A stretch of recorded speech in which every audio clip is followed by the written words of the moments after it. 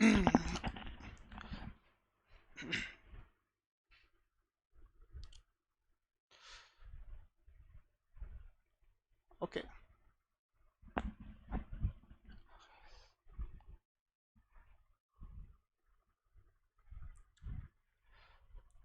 Hello guys. Good afternoon. How are you? How is everyone doing? And first of all, I would like to acknowledge you guys for coming here. So basically, I would like to tell this thing. VTU has done a meeting recently, and they focused on how to engage students while you are having this holidays.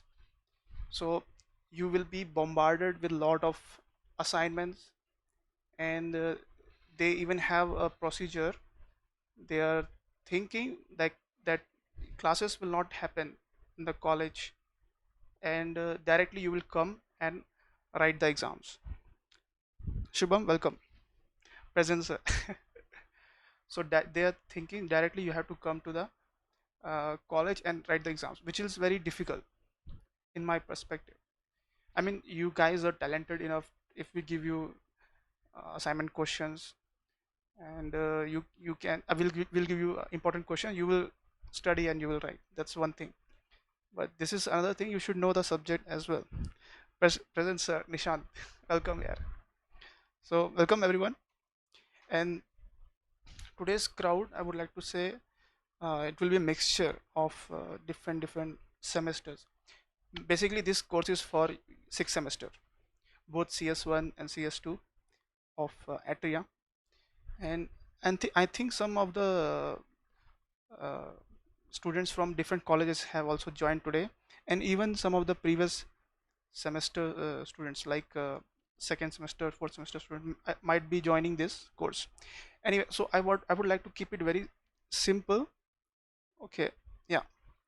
First of all, welcome, and I hope all of you are doing well during these holidays. You are taking care of yourselves, and you are drinking enough water, enough fruits, and not going outside. And recently, uh, 3 hours before, we heard a news like Karnataka has sealed its borders with other states and all. So don't go out. And today, even though we have Janta curfew, till 9, people will be going out. After 9, like it's a World Cup they have won, they will be roaming outside. So please don't do that. Anyway, so this is uh, this is about this cryptography, network security, and cyber law. Now, since the crowd which is joining today, it can be relatively very fresh. They might not be aware of this thing, so it doesn't make any sense if I directly starts with the Diffie-Hellman or Algamel crypto system. But I think, good afternoon, everyone. Namaste, welcome everyone. Thank you for coming. So I will start with the basics first, and I would like to cover all the things you have already studied in the first internals, like first and 1.5 modules, in this 1 hour session itself. So my focus is mainly on, for next 5 minutes I'm going to talk about introduction, about cryptography, and then we'll directly start with the solving of some problems. So I hope my voice is audible. So anyway, so the subject itself is cryptography, network security, and cyber law. First of all, we should know what is cyber security, right? So let's say we have we use technology in every day of our lives, and we just like we have 5 senses, like skin to touch and all the other things. We have this sixth sense, that is our mobile phone. We cannot live without our phone, right? If someone takes away our phone from our life, we cannot survive. We want to communicate with other people, we want to be in a network, right? So technology, we are just obsessed with a lot of these technologies, right? So that's like the mobile phone is not the only device which is connected to internet. There are consoles, personal computers, even printers which are connected to network, fax machine, all those devices which these devices forms a cyberspace, and the protection of these devices and the information that is stored in these devices is called as cybersecurity. Okay, now uh, we are securing the information or systems, but there are other sets of some people, let's say 1%, 2%, who wants to steal your information, who wants to break or breach the security of your systems. Those people, we term them as hackers, or we can call them as attackers, intruders, imposters, impersonators, eavesdroppers, anything. They are all some same thing, because they are third party who are unauthorized people who wants to breach into security of your system, right? So I'll start with the who are these hackers. First of all, who are these hackers, right? Okay, uh, I said these hackers are nothing but some, let's say, skilled professional, skilled people, but who indulge in some illegal activities, like let's say there are some skilled programmer. He wants to he wants to figure out how far, how deep he can get into the breaching the security of some organization which has some legal things. In his point of view, he's doing some fun, some interesting thing, but he in the perspective of company, he's breaching into the security of the system, which is a illegal thing. So that is nothing but kind of a hacking or attacking to the system. Another group of another category of these hackers or attackers, we call them as script kiddies. Now these script kiddies, there is no technical knowledge required. There is no technical knowledge required. They can simply pay to the dealers, and these deal, you guys are aware of this dark web, deep web, right? You pay to them, they will give you some software or some tools which you can use to perform some kind of hacking, small hacking things. Those are script kiddies. Then there's another category of hackers, we call them as employee of an organization who wants to settle their score with their boss or some other organization. They want to defame other organization. And another one last will be like cyber terrorist, who will do all these cyber crimes for religious purposes or political purposes, like ISIS, all those things.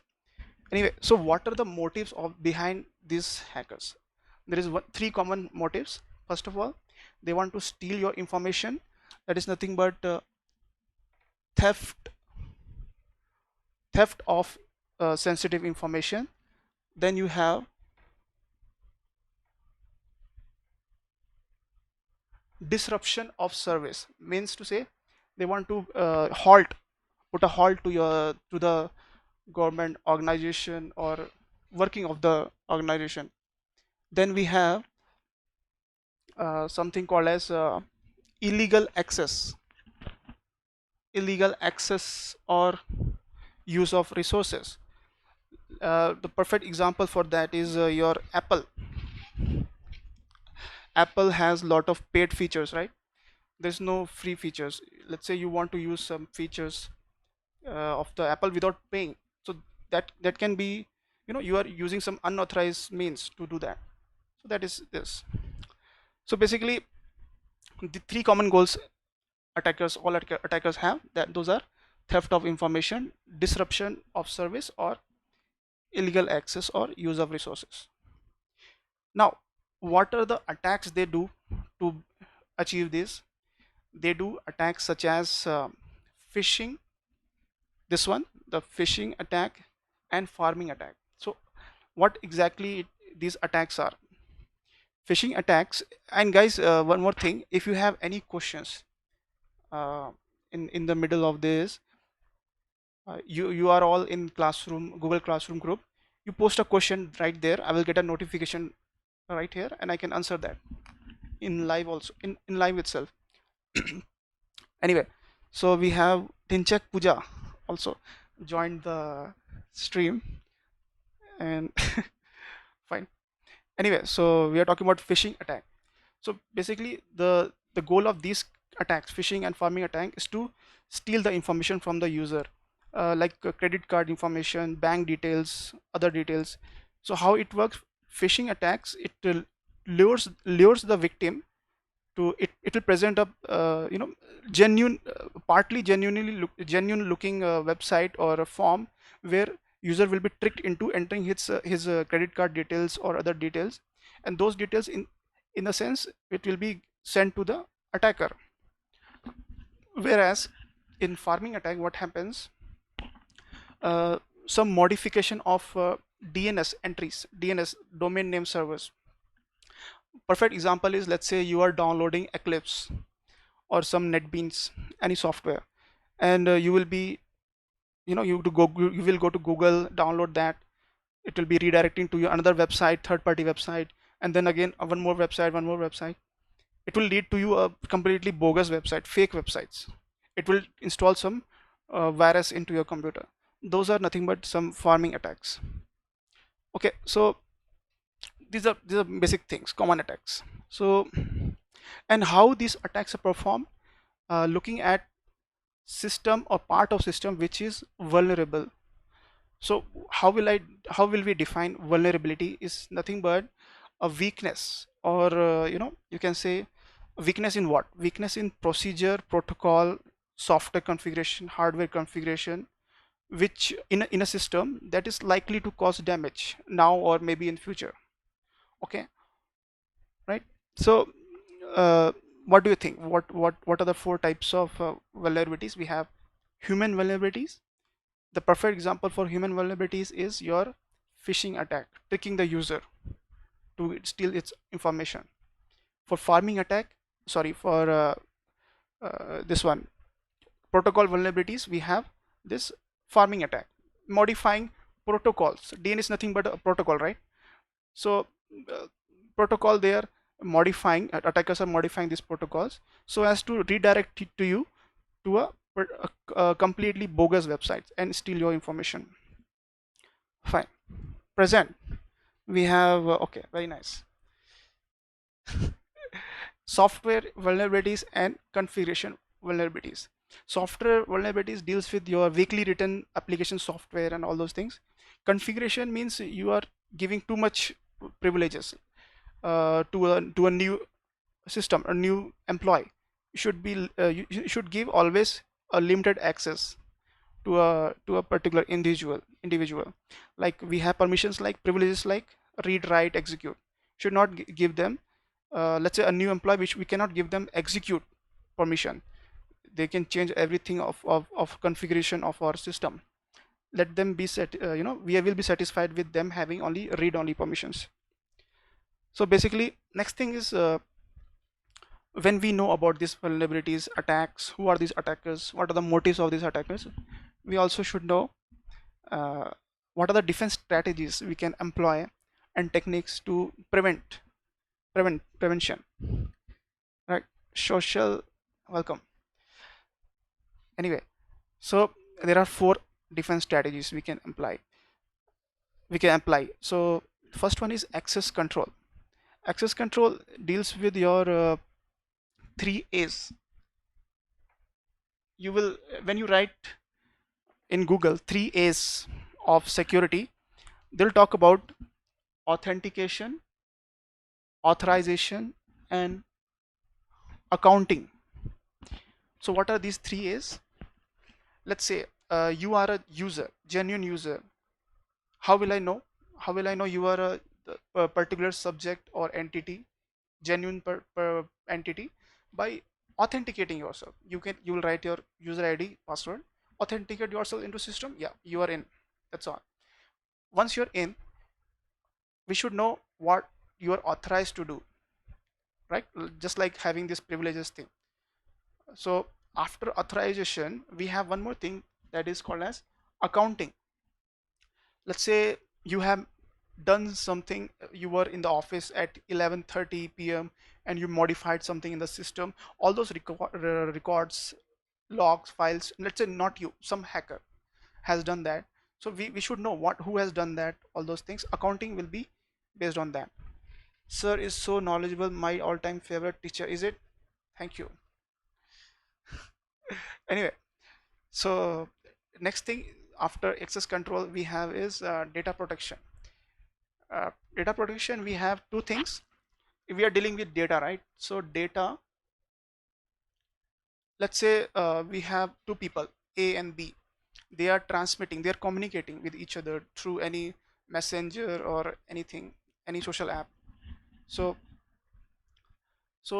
they don't want the third party, uh, the man in the middle. They don't want that third party to hear their communication, to see their communication. And I will like to give the example of FaceTime, Apple FaceTime. It happened like last year when there was a flaw. Like that's a big flaw on company like Apple. Even not the only, not the two people, but there's a third person or any person in the contact list was able to view the video conferencing between two people. So that was some flaw. So we don't want that. So we don't want our data to be leaked. We want it to be confidential. That is nothing but your data confidentiality. Next thing is, let's say attacker is not able to see the content, but he is able to modify the content. Let's say here the data is transferred from party A.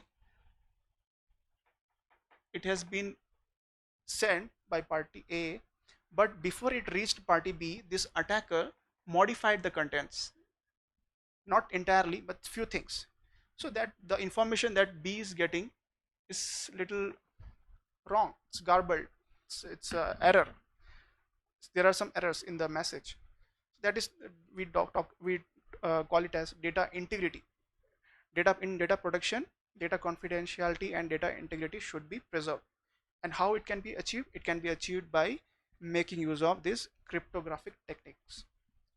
That is what we will talk about, cryptography. This is subject is about cryptography. So what it does, cryptography helps you to make sure you have data confidentiality and data integrity. So after you're done with these defense strategies of access control, data protection, next thing is you have is prevention and detection. No trolling please guys. Anyway, so prevention, detection, how can we prevent data leak? Is by installing hardware and softwares like firewall, intrusion detection systems. And if it is not prevented, let's say how to detect an error. We can detect errors by performing something called as testing, black box testing, white box testing. You will going to learn about that testing things. Last one we have here is, let's say attack has happened. How will we, what is our approach to recover from that? Just like, let's say example of COVID-19, the virus has been attacked. So how will you prevent it from happening from the future? So what you'll do, you will shut down all the operations. Let's say we are talking about a computer system, shut down all the computer systems and quarantine that area, like how they're doing in China. Like quarantine that area means you are not allowing anyone to go out or go in. You're just and patch that area, so that in the future that particular system should not be exploited in future. So that is about your first unit of this thing, cryptography. Next thing is I would like to talk about is modulo arithmetic. Okay, so I'll give you a break, drink some water, because it's very important to drink some water. Fine guys. Okay, so now we are talking about modulo arithmetic. And why we talk about modulo arithmetic? Because the subject itself is called as cryptography, and to understand cryptography we should be not very good, but should be fine in math, or in math, computations. And the simplest of computation they talk about in this thing is finding GCD, finding inverse modulo. So how will we do it? I will take you example, very simple examples. Let's say I have something like 21 plus 40 mod 27. What will be the result? Now, how to do this? You can simply do 21 plus 40, that is 61 mod 27. 27 2 times is 54, right? 54. So when what is the remainder? That is your 7. So the result will be 7. So it's that easy. So but how will you do it? There's another property of modular arithmetic which says you can even do 21 mod 27, this thing, just expanding it, plus 40 mod 27. The result of this will always be 21, because this value is lesser than 27, and this is again remainder. So what is the remainder here? 13. So again, what is this thing? 34, right? 21 plus 13 is nothing but whole mod 27. So 34 mod 27 is again 7. Now this property is same for when we have subtraction in between these two, and even for multiplication, not for division. Okay, so this is how it works. Now next thing is what we going to, I might be going very little faster here, but I hope if you guys miss on any of this understanding of this concept, you can simply go back. You can go back and you can see the example once again. You will definitely understand. Right. So next thing is Euclid's algorithm. So what exactly is Euclid algorithm? I have to study and clear this subject. No one is going to help me. Okay. Anyway, so GCD. I think GCDs and HCF are both same. Greatest common divisor. Now, the property says uh, usually what is the scenario is we have dividend, right? Dividend equals to divisor multiplied by quotient plus remainder. That's the solution, right?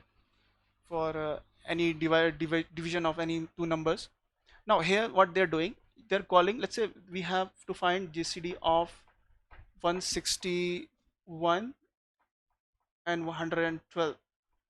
So which is a bigger number is always this B. We call it as B, the bigger number as B. So let me write it as here, and smaller number is C. So nothing but dividend is 161 and B, and divisor is your C. So C into Q, C is, what is our C here is 112, and obviously into 1, 112 into 1, that's 112. So we have to find out the remainder. So remainder should be 49, right? 112 into 1 plus 49. Now what the next step is, you write or you replace this B by C, and replace C by your R. So 112 equals to 49 into 2, yeah, plus whatever the remainder is. So here what is the remainder? I think it's sorry, it's 48, I think.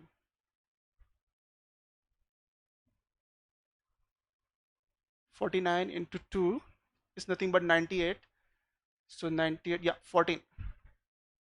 14. So again, write it again. 49 equals to 14 into 3 is nothing but 42 plus 7 is the remainder. Again, write it here.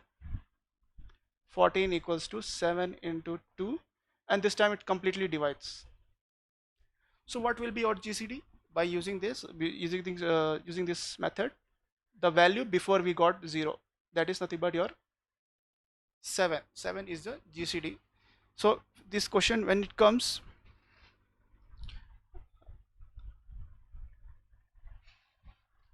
zoom the webcam full screen. Okay, yeah, my bad, my bad. I was not aware. Thank you for reminding me. Anyway, it happens. I'm not an expert. So here, window capture. Yeah, fine. So see again. You can see it again. That's what I did. I will tell you again once again if there's a issue here. If you're trying to find GCD of two numbers, always the bigger number will be on the left side. Here in this case we have 161, and we can rewrite it as 100, and the smaller number C is 112. So 112 into 2 is bigger than 161 obviously. So we'll write 112 into 1 plus whatever the remainder was. We'll replace this B by C, just like we are writing 112 this side now. So which can be written as 49 into 2 plus 14. Same thing again, 49 you write it here, and whatever the remainder you write it here. 14 into 3 is 42 plus 7 the remainder, and again 14 you write it this time here. So 72 plus 0. So I think this will be clear. Fine. Now next thing which we are going to talk about is the most important here, is finding inverse of modulo. Okay, this is very simple. This is a very simple thing, but the next thing is little the complex part where some student will be having issues. Now, so I will take the same example which is being taken in your textbook. That is nothing but the question is like in find, and you might have got this problem in your internals as well. Find inverse of 12 mod 79. Find inverse of, it is nothing but calling it as multiplicative inverse. Multiplicative inverse, and I can write it as 12 inverse mod 79 equals to what? It's just I'm just rewriting this. Okay, fine. Now how will we solve this problem? Okay, the solution to this problem is just the extension of the previous algorithm what we have used. The previous algorithm what we have used was called as Euclid's algorithm. So this is nothing but your extended Euclidean algorithm, and you can expect this problem in for 8 marks in your final exam as well. Using extended Euclidean algorithm, find out inverse of 12 mod 79 or any two numbers. Okay, so how will you do it? You can look here. You can see the video, right? Fine. So let's say which is my bigger number here, and please remind me if I miss out on anything. If you have quickly remind me. Anyway, which is my bigger number is 79, so I will call it as B, smaller number as 12, right? So rewrite that part again how we do it previously. 79 equals to, what are the formula previously? C, B equals to C into Q plus R. Bigger number is equal to smaller number into quotient plus remainder. So 79 equals to 12 into how much time? 12 into 6 or 7? Is it 7? What is 12 into 7? 7 to 12, 84. Fine, 84 is a bigger number, so 12 into 6, 72. So let me call it as 12 into 6, 72 plus 7. Now next thing is, we know already this, so 12 equals to 7 into 1 plus 5. Yes. Next thing is 7 equals to 5 into 1 plus 2 to the remainder. Again rewrite 5 equals to 2 into 2 plus 1. Again still we have not got the result as 0. So 2 equals to 1 into 2 plus 0. Finally we got 0. So what is our GCD? GCD of 79 and 12 is 1. And when GCD of any two numbers is 1, you can tell these two numbers are co-prime, or you can also call it as they are relatively prime to each other. They are co-prime or they are relatively prime to each other, right? What's the issue, Shubham? Fine. Okay, so it's not solved yet. What we know, this thing we have to keep this in mind. Okay, we should not delete that. So next thing is, let's say step by step, if I want to solve this, let me call this as step 1. Step 1 is nothing but writing it in the form of a using Euclid's algorithm, finding out the GCD. Next thing is, you can call step 2 as rewriting the same thing. What I will be rewriting is these values, the result for these values. Nothing but, if I want to write what is 1 here, leave this part. If this is 0, right, we don't want this. So we want 1. What is 1 here? How will we write 1 here? By substituting transferring the other values on the other side. Now this 5 just the value is 5 here. The value is 2 into 2 and plus 1. I can write this 5 as 5 into 1 also. 5 as 5 into 1, 7 as 7 into 1, 12 as 12 into 1, something. Okay, for this 5 into 1 minus, I'm substituting for 1, right? So 1 should be equals to 5 into 1 minus 2 into 2. I can write like this. Yeah. Same thing for 2. 2 equals to 7 into 1 minus 5 into 1. I'm using brackets to make it simpler. I can use multiplication also. That will be a little complex. So we have done with this. Next thing is for 5. 5 is 12 into 1 minus 7 into 1. And then we have is for 7. 7 is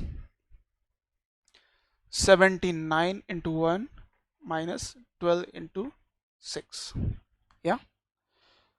Alright guys. So we don't want this part now. This is done. Make sure you write this part very carefully with the help of this thing. So the next step will be, here you will be able to find out what is the inverse in this step 3, or you can call it as the result. So we'll take one by one, starting from 1. You rewrite this part, or simply I'll rewrite. Okay, not an issue. 5 into 1 minus 2 into 2. Now what I want here is, I want to substitute values of this thing in which of the two. This is also 2, this is also 2. Where? Always the outer part. Okay, the first or outer part. So what I'm supposed to write the same thing. 1 equals to, or simply 5 into 1 minus, write the complete thing, this till here. 7 into 1 minus 5 into 1. Yes. And then we are remaining with this into 2. So you can write like this, into 2. Yeah.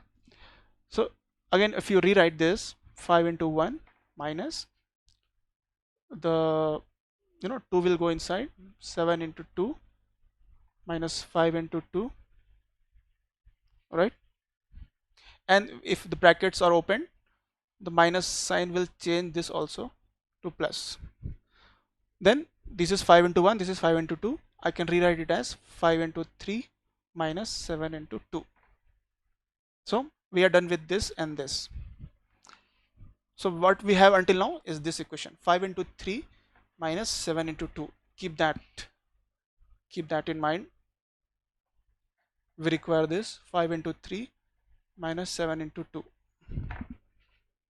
Okay, now we have to substitute. We have to substitute this 5 value, this value now. Where? Right here. Okay. I'm smarter than you, don't act smart. Okay. Fine. Alright guys, chill. And make sure you drink a lot of water. Fine. So substitute this value. And after this we are going to talk about RSA and Diffie-Hellman. Okay, we are mostly focusing on this numerical problem solving. Students are having issues with this problem solving, right? So next thing is, and I'll end up this session soon, don't worry. Fine. So next thing is, let us finish this one. For 5, substitute the value for 5. It's 12 into 1 in place of 5. 12 into 1 minus 7 into 1 into 3, yeah, this part, and write this part completely as it is.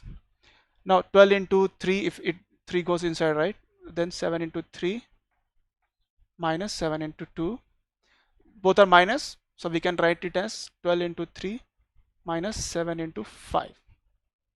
Yeah, again we require this value, previous value we don't require. 12 into 3 minus 7 into 5. Now this will give us a result because we are done with this also. Last we have only this remaining. So rewrite this 12 into 3 minus, in place of 7, what we have to substitute is this value, 79 into 1 minus 12 into 6. Just solve this, we'll get the result. So 12 into 3 minus, okay, one more thing, I am substituting in place of 7, right? So I have written the value of 7, but also do not, make sure you don't miss that one also. We have 5 as well. So 79 into 5 minus 12 into 6 5 is 30. Yes. And if the sign brackets are open, sign changes. So we are left with 12 into, these are same, right? So 12 into 33 minus 79 into 5.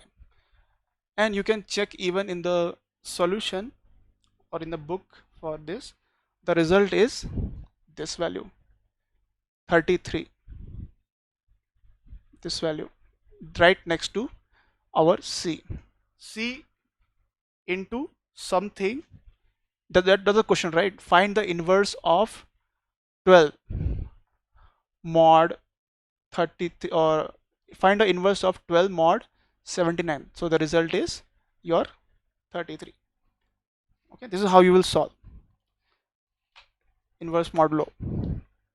Now sometimes you can get this another issue, sorry about that, like let me erase this part first.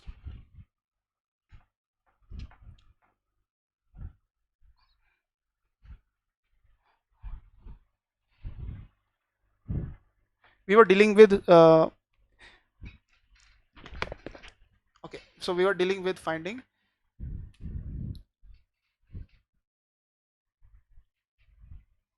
in multiplicative inverse, right? So sometimes there is some problems like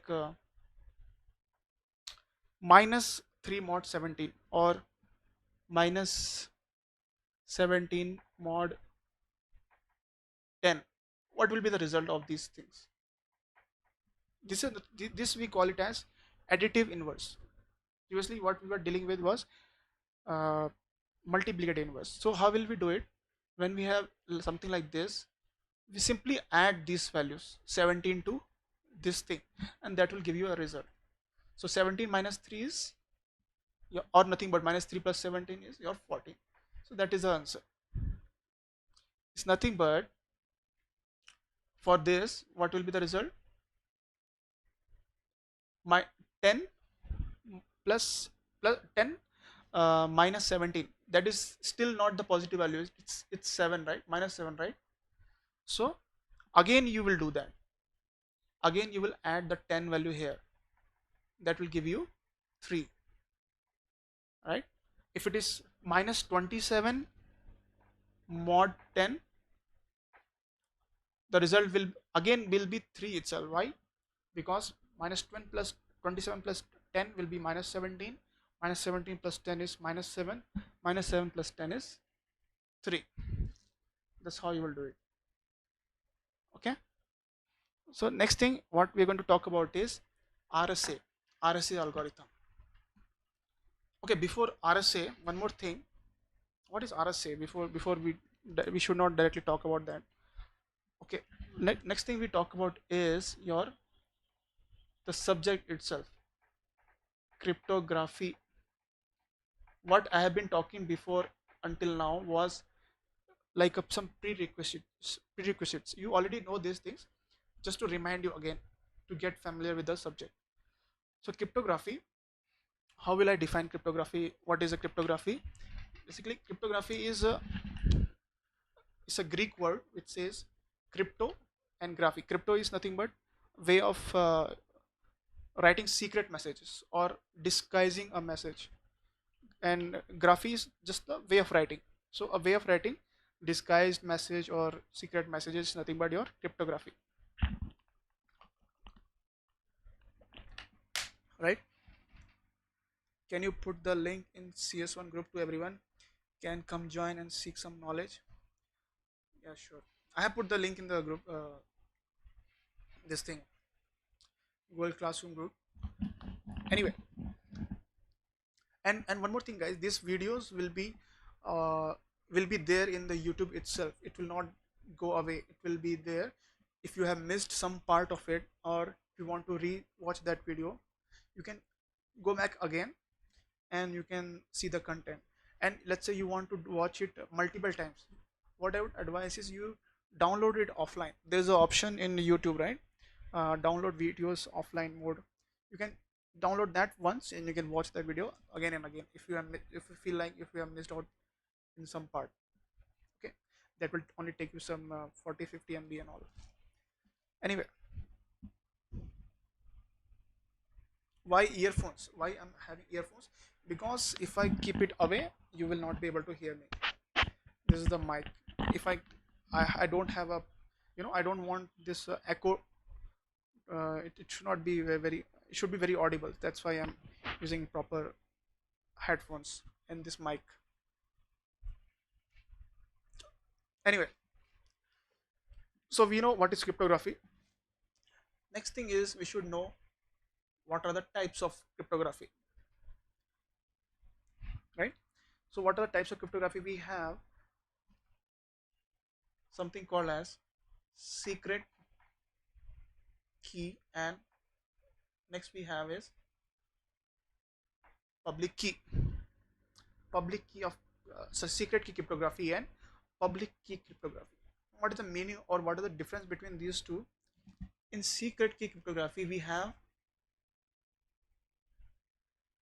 one key or same key or similar key to do both encryption and decryption.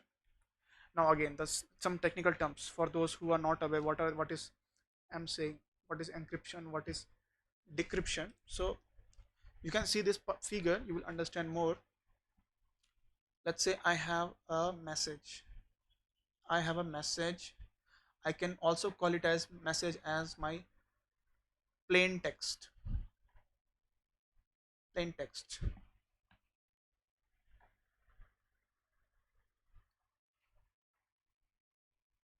Yeah, plain text is nothing but your original message, or M. Now I want to transfer this plain text from party A to party B without any interference or without any, you know, unauthorized person viewing my content. It's some secret message, right? So I will send it through a channel. That is, this channel will be something like a insecure channel. Insecure channel, right? I can send uh, my plain text, but inside a, I mean, through a insecure channel, so that other party should not be able to, understand or reveal the information. So I will use some kind of a concept called as cryptographic algorithm. Okay, that cryptographic algorithm always makes use of a key. One key will be used, and that will convert plain text to my ciphertext. This will be the ciphertext. Okay, a text, ciphertext is nothing but unreadable, some unreadable text, which is, let's say digits are changed, nobody is able to, uh, even after reading the content, they will not be able to understand what is the actual message is. Okay, so, and what is the procedure of converting plain text to ciphertext is encryption, using what key? K is the key which is used for conversion. Now, but how will B receive the message? B has to receive the message in the original form, right? So something else should be done. That is, we call it as decryption. From plain text to ciphertext is your encryption. From ciphertext to plain text is your decryption. Okay, so that's easier now. Here you can see same keys used for both encryption and decryption. So what is the drawback in this, and what is the advantage and what is the drawback in this?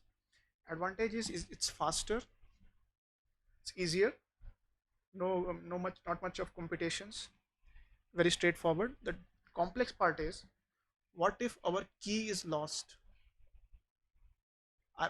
Let's say we have done the encryption, sent it over the network, and if the key is lost here, how will it decrypt? It's very difficult, you cannot decrypt, right? So that's a flaw. What happens in public key?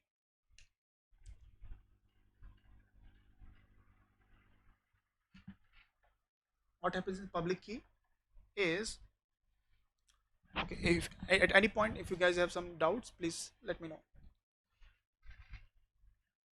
Anyway, in public key, it is also called as asymmetric.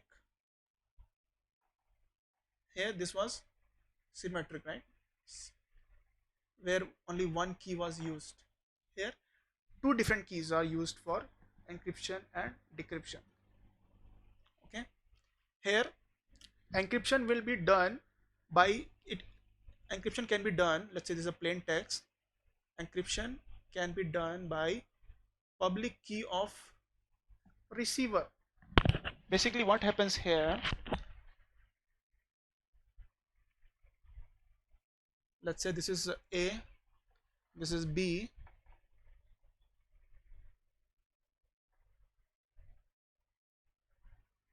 okay. So uh, two keys, when I say two keys, they make combination of two keys. First key is called as public key, second key is called as private key. Okay, so in public key, it's a combination of, you can call it as E comma N. What is that E comma N? We'll learn that in RSA when we solve RSA problem, and here we have private key as D comma N. It's a combination of two entities. Okay, so what it means to say PUK and PRK. Encryption can be done using any of the public key, like how we do it in the previously, how we were doing it. But to decrypt the message, there is only one key will be used, that is only known to this party, B party. Okay, it is not revealed to anyone else, only B, not even A knows that. In the previous one, what we saw, both A and B knew about that key, but here only B knows about that key. Okay, now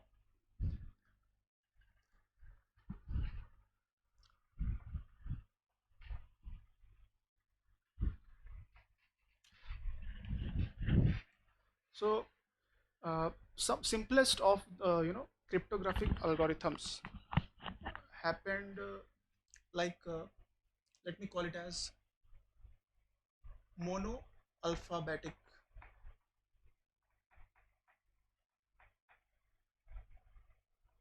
ciphers. Here what I'm calling cryptographic system or crypto system as smaller term, nothing but ciphers. Okay, cryptographic system, cryptograph crypto system, or just cipher, it's the same thing. Here now the first mono alphabetic cipher is the simplest of all. If I have a till z, and if I start calling a as 0, b as 1, c as 2, z will always be 25, right? And so on, right? Now if I have a message like hello, I'm taking a very simple example, hello. So what is my hello actually is c d e f g h I j k l m n o. Anyway, let me write it: 3 4 5 6 7 8 10 11 12 13 14 15. Anyway, so h is our 8, E is 5, L is 12, O is 15. Now if I say my key is 3, if I say my key is 3, I want to, this is my plain text, let's say this is my plain text, I want to obtain my ciphertext. How will I do that? By shifting all these digits by k key size. Key size is 3, so shift all these values plus 3 plus 3. That will give me, for h it will give me 1 2 3 k, for e it will give me h 1 2 3. Like that I will obtain something, some text that will be called as ciphertext. Now how will I obtain plain text back from this ciphertext? If I use the same key in the reverse order. This time what we have done, plus this time I will do just subtraction, so it will give me back my original message. That is simplest example of cryptography, and we call it as mono alphabetic ciphers. This kind of cipher is also called as substitution ciphers, or also called as your Caesar cipher. Caesar cipher, like Julius Caesar, yeah, that one. Anyway, so next thing is we have is polyalphabetic. Polyalphabetic.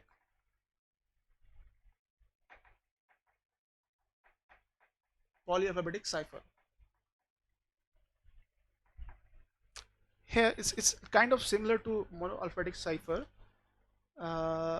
Like let's say I'll give you example. Sun is set. Now, what we have seen for hello message, the key was 3, k was 3, right? And key was same for all 5 alphabets, hello, h e double l o. But here in this case, key can differ. Key can differ. I'll give you example here. Let me write it as 21 5 7. Anyway, so you can see previously what we had, when we had hello, both L had same 12 and 12. Here S is 3 here, S is 14 here, S is 21 here. So what's the difference?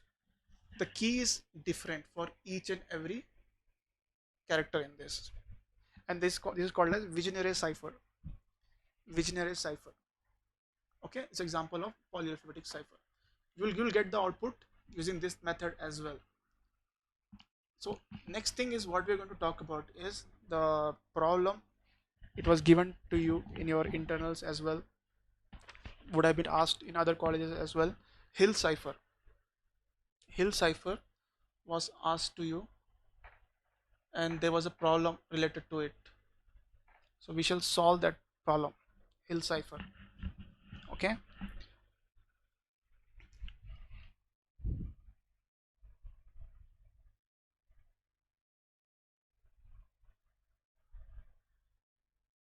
Implement such sessions on Zoom so that, yeah, you can still interact with me. You can write your queries in the Google Classroom post, or next time will think about doing it in Zoom. But this resource like this in YouTube, it will be available as offline as well. After this, after we end this session, it will still be available. I'm not sure about the same thing in Zoom. Anyway, let's talk about Hill cipher. This is also an example of polyalphabetic cipher, but in this case the key will be in the form of a matrix, um, a form of a matrix. Let's say we have a key here is 3235, 3235. If it is not visible, now it is visible. Anyway, for Hill cipher, uh, again as I mentioned, it's an example of polyalphabetic cipher, and here the key will be in the form of a matrix. So let's say I want to do encryption as well as decryption using Hill cipher, and let's say I have the message as H and E. I want H and E to be converted to ciphertext and then get the result back. How will I do it? So first of all, we have to know what is H and E in that format. If A is 0, B is 1, what is our H? H will be 7, and our E will be 4, right? C, D, E. So 2, 3, 4. F, G, H. So that is 5, 6, 7. Yeah, correct. So H and E will be, let's use the values as 7 and 4. Okay. So our plain text is 7 and 4. This is 2 cross 2 matrix. This is 1 cross 2 matrix. Okay. Now, how will we obtain the ciphertext? The formula is P into K mod 26, because we are dealing with the alphabets, right? So how many alphabets we have? We have 26 alphabets here. So multiply this P to K and find out the mod of that. That will give you the ciphertext. So write down P. You write down P is nothing but your 7, K is 7 and 4, and you write down your key 3235. Can we multiply this matrix? It is 1 cross 2, this is 2 cross 2.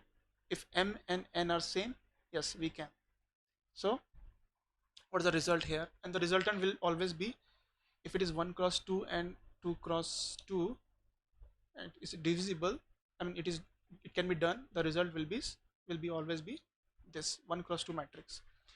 So 7 into 3, write down the result here, 7 into 3 plus 4 into 3, next 7 into 2 plus 4 into 5, that is nothing but 20, right?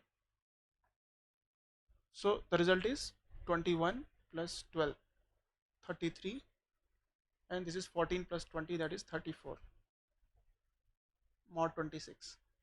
So what is the result of 33 mod 26? 33 mod 26, divide 33 by 26, and what is the remainder we have is 7. So this is nothing but 7 and 34, the remainder is 8, right?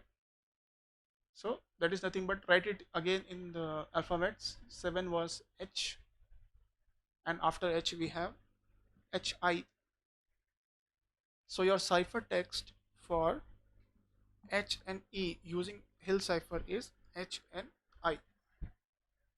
Now we can do the decryption part here as well. So keep that in mind. What is our ciphertext? It's HNI. So let us do the decryption part as well.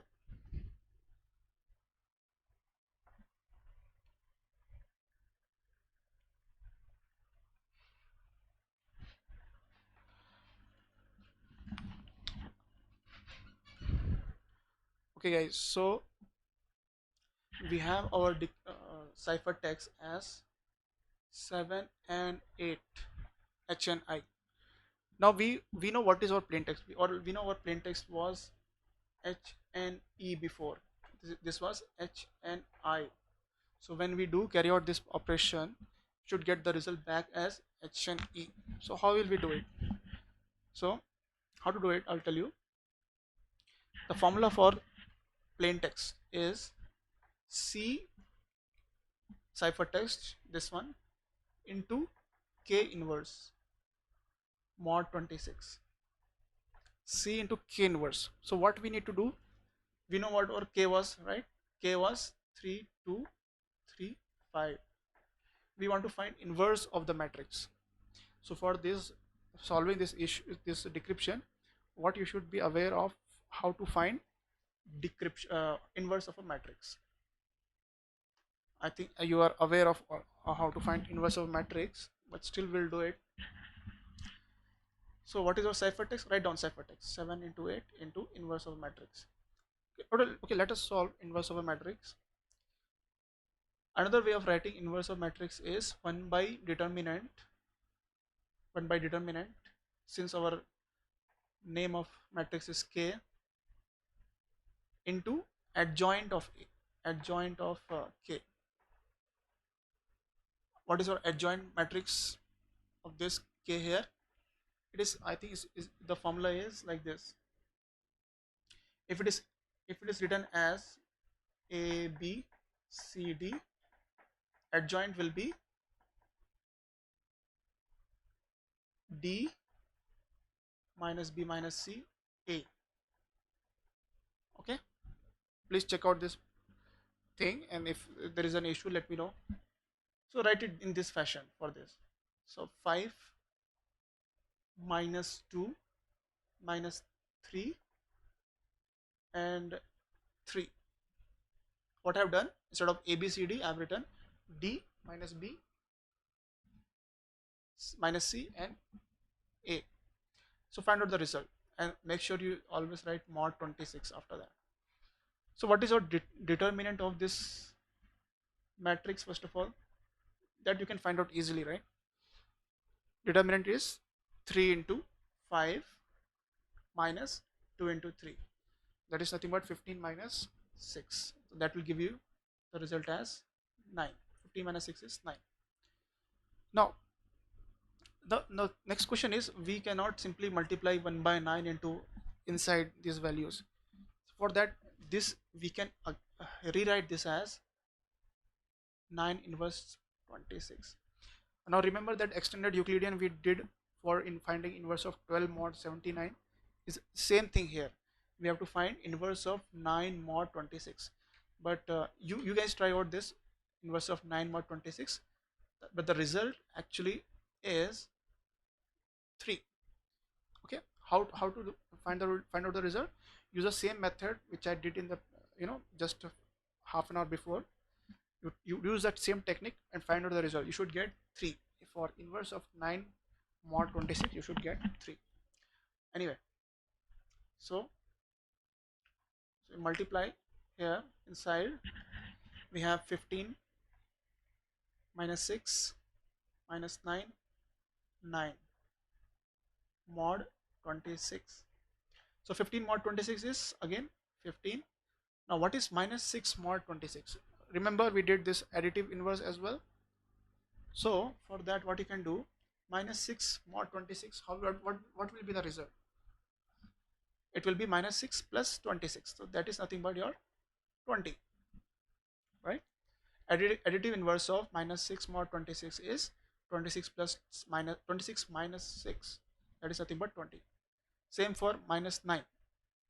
26 minus 9 is 17, and this is 19 itself. Okay, and now we can write this part, 7 into 8 and this. So this will be simpler now. 7 into 8, 7 into 15 is something, 7 into 15 plus 8 into 17, next 7 into 20 and 8 into plus 8 into 9. Whole mod 26 will give you the result. So let us find out the result here. What I have written here, simply 7 into 15 plus 8 into 17, then 7 into 20 plus 8 into 9. And I want to write the find out the result. So 15 into 7 plus 8 into 17 is 241. It is 241, and this 7 into 20 is 140 plus 8 into 9 is 212. So the result will be, should be 7 and 4. How will we know the result is 7 and 4? Find out 241 mod 26. Find out what is your 241 mod 26 is. So find out yourself what is 241 mod 26, and if you don't know how to find out mod for this in calculator, you can, I will tell you a technique for that. You do 241 divided by 26. So you should get something like 9.26923. Okay. So whatever result you are getting, you simply in the calculator you do subtract 9, the value which is behind the, on the left side of the decimal. So you will be left with something like 0 point those things, right? That value you multiply again to 26, and that will give you the mod. Very simple. Into 26.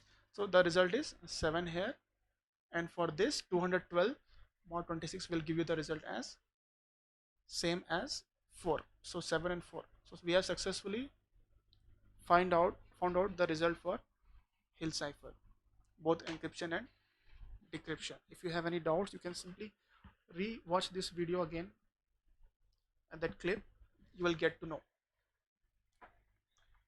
So one more thing we will discuss, and that's all we call it for this stream and this session. That is your most important part, that is called as RSA algorithm.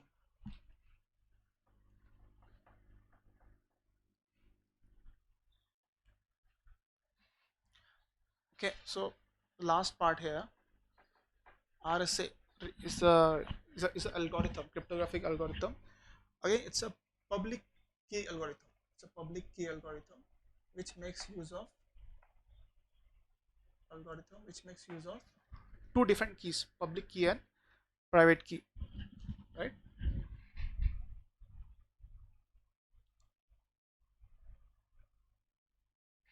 It only works on FX991 ES plus.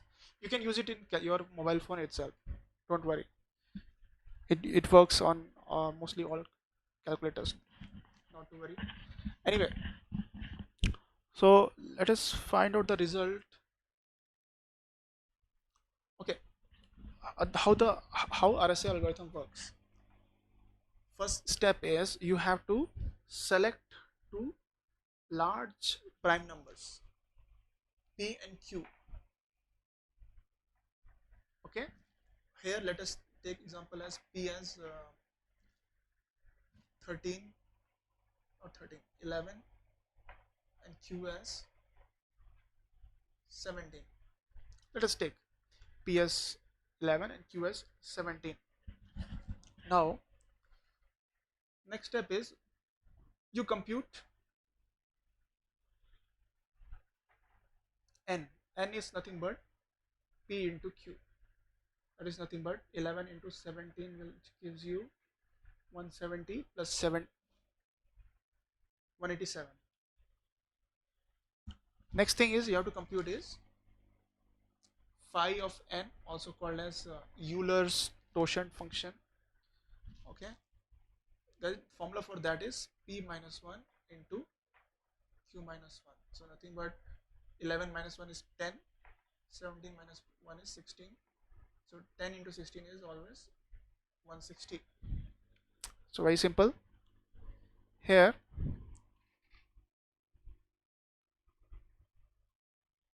Then you must go to mode and select. Okay, I'm not talking about the mode in calculator. I'm talking about how to do it manually. You can do it here. Okay, or you can share that trick to others afterwards. Anyway, so we're talking about RSA, right? Next thing, what we have to do is you want to find out your E value. E is what? E is your encryption, uh, your public key. Your public key is a combination of E comma N, right? So you have to find what is your E. Usually in the problem, uh, for externals and internals, they will give you the value of E or they will give you the value of D. One of the values they will give you. So let us assume E as 7. Let us assume E as 7. And what is the other requirements of E? E should be greater than 1 and should be less than phi of n. What is our phi of n? In this case, we have phi of n as 160. Basically, what it means, GCD of E comma phi of n should be 1. Means to say, whatever value I'm taking for E and phi of n should be, both values should be co-prime or relatively prime, right? Okay, and so what is our E value? Let's say we have chosen E as 7. E as 7. So once we know what is our E, next thing is we have to find out what is our private key. D. What is our D value? Now the formula for D value, finding D value is D into E is always congruent to 1 of mod phi of n. We know what is our value of E, we know what is the value of our phi of n. So simply we can find out the value of D as well. So what is our value of E? Let me rewrite. D into 7 is congruent to 1 mod of 160. Now another way of rewriting this is nothing but what is the value of here? Remember this extended Euclidean inverse of 12 modulo 9 79, inverse of 9 modulo 26. Same thing here also, inverse of 7 mod 160, whatever the value of inverse of 7 mod 160, that will give me my D value. Okay, how to get the result? I'll not show you here. I would like you to find out the D value here. What is the D value? Because it's a lengthy process, I don't want to, you know, make the stream even more lengthier. So the result of the D value is as mentioned here is 23. D value is already mentioned here. You find out how to find out the D value using extended Euclidean. So once we know our P, Q, phi of n public key, this is the public key is a pair of two entities, E comma n, and private key is a pair of D comma n. So next thing you have to find out is your plain text and ciphertext. Okay, I'll rewrite all the values at one place here at the top.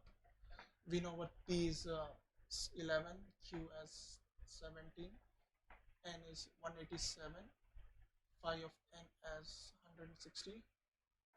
Our E value was 7 and our D value was 23. Now how will you find step 6?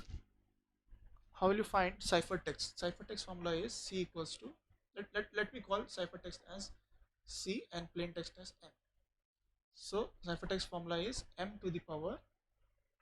Ciphertext nothing but, how will we obtain ciphertext? When we perform encryption, right? So encryption on plain text, when it is done, that will give us this value. Let us say our M value is 52. Let's say our M value is 52 and E values is 7. So mod of 187. Whatever the value of this 50 to the power 7 mod 187, that will give us our ciphertext. So you should know the shortcut methods also to solve this. You can do it in a calculator itself.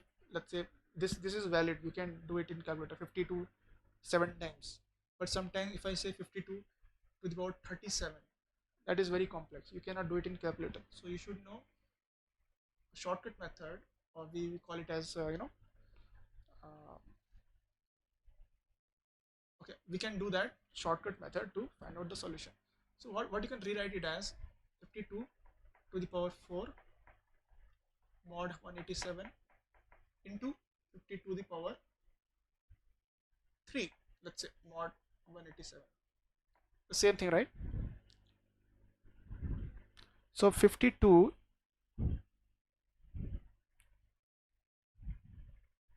you can do here. So the result is 103 for this. And for 52 to the power 3,